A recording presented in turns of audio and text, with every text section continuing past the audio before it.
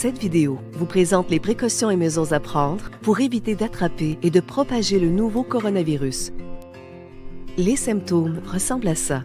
De la fièvre, soit une température de plus de 38,5 degrés. Le souffle court, c'est-à-dire du mal à respirer, comme après avoir essayé d'attraper l'autobus. Et de la toux.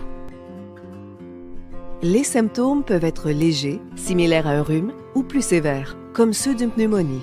Si vous avez ces symptômes ou si vous avez un doute, appelez le 1-877-644-4545 ou consultez le site québec.ca/coronavirus. Puis, appelez votre belle-mère pour lui dire que vous avez peut-être le virus et que vous ne pourrez sûrement pas venir dîner dimanche prochain, ni le dimanche d'après d'ailleurs. Blague à part, les répondants évaluent votre situation et font des recommandations en fonction de votre état de santé. Appeler la ligne d'information permet souvent d'éviter de se rendre inutilement à l'urgence. Puisque le virus se transmet comme la grippe, évitez les contacts avec d'autres personnes. N'oubliez pas d'informer les gens avec qui vous avez été en contact récemment pour qu'ils surveillent leurs symptômes et évitent eux aussi de propager le virus.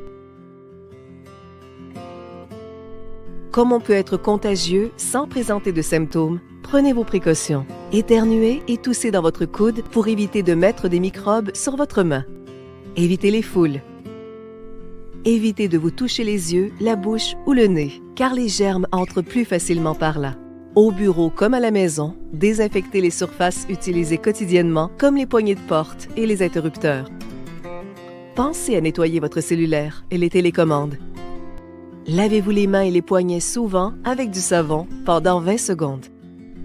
Utilisez du désinfectant pour les mains entre les lavages et quand vous ne pouvez pas les laver.